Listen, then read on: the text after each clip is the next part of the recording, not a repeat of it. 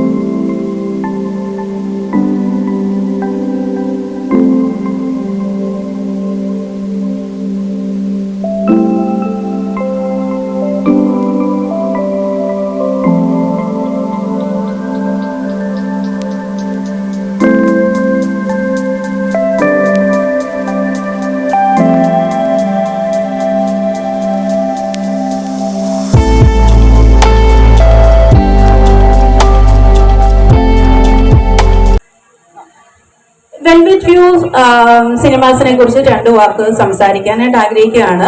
ഇതിൽ രണ്ട് സ്ക്രീനാണുള്ളത്. ഒരു ഭാഗത്താണ് നമ്മളിപ്പോ ഇരിക്കുന്നത്. ഇതിന്റെ നെക്സ്റ്റ് സൈഡില് വേറൊരു സ്ക്രീനും ഉണ്ട്.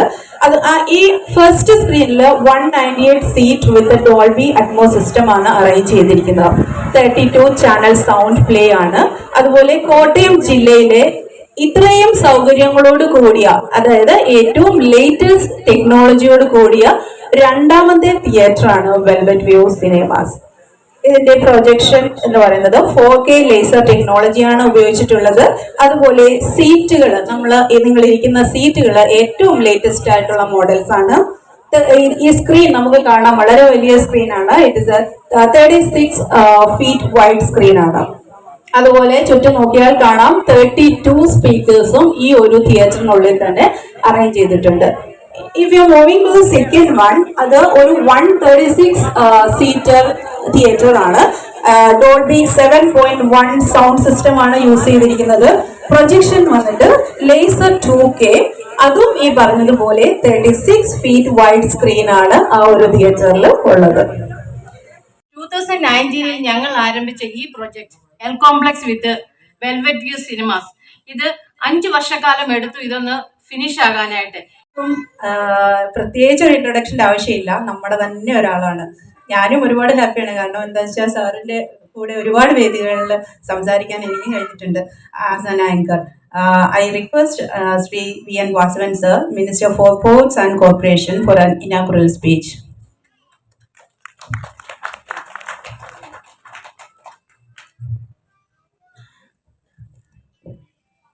ബഹുമാനപ്പെട്ട യോഗാധ്യക്ഷ ശ്രീമതി KV ബിന്ദു, ബഹുമാന്യായ ഗ്രാമപഞ്ചായത്ത് പ്രസിഡന്റ് ശ്രീമതി ധന്യ സാബു, കുമാരി മേഖല ജോസഫ്,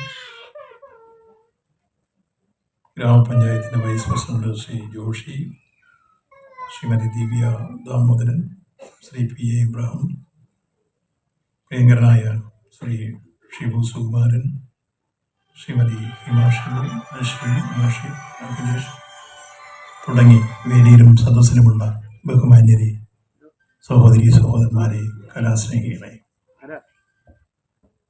സാംസ്കാരിക കുമരകത്തിൻ്റെ തിരുനെറ്റിയിൽ ഒരു തിലകക്കുറിയായി വെൽവെറ്റ് വ്യൂ സിനിമാസ് ഇതാ സമർപ്പിക്കപ്പെട്ട് കഴിഞ്ഞിരിക്കുന്നു.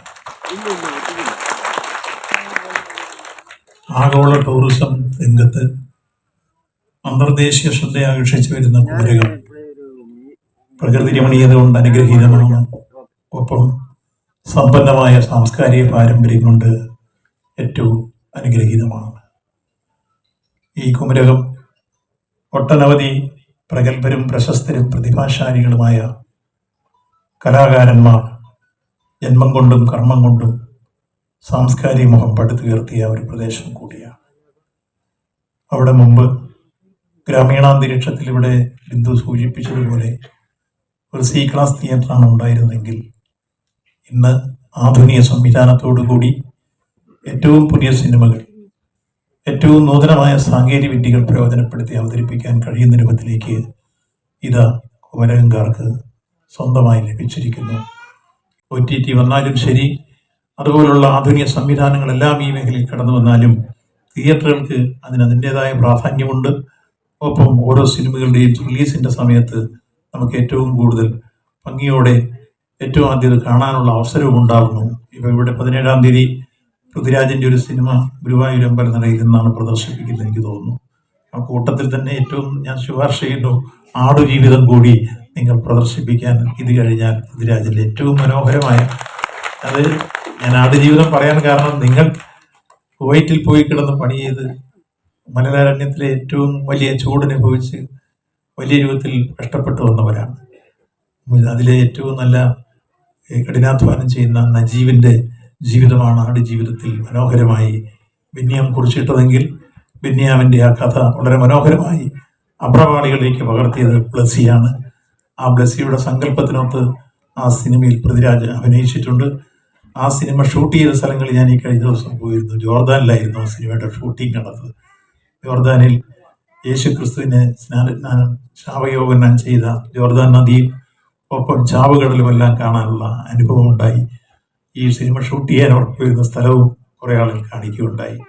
അങ്ങനെ ജോർദാനിൽ മരുഭൂമിയിൽ ഷൂട്ട് ചെയ്ത ആ സിനിമ ഈ നാട്ടിലെ ജനങ്ങൾക്ക് കാണാനുള്ള അവസരം അടുത്തതായി നിങ്ങൾ പരിശ്രമിച്ച് കൊണ്ടുവരാൻ കഴിയുമെങ്കിൽ ആ സിനിമ ഇവിടെ വന്ന് തന്നെ കാണാൻ ഞാനും നിങ്ങളോടൊപ്പം ഉണ്ടാവില്ല. അപ്പോൾ ആടുജീവിതം ഒരു നോവൽ എന്ന രൂപത്തിൽ അത് വായിച്ചപ്പോൾ ഉണ്ടായ ആസ്വാദ്യത അത് സിനിമ എന്ന രൂപത്തിൽ കാണുമ്പോൾ ഉള്ള മനോഹാരിതയും രണ്ടും രണ്ടാണ്.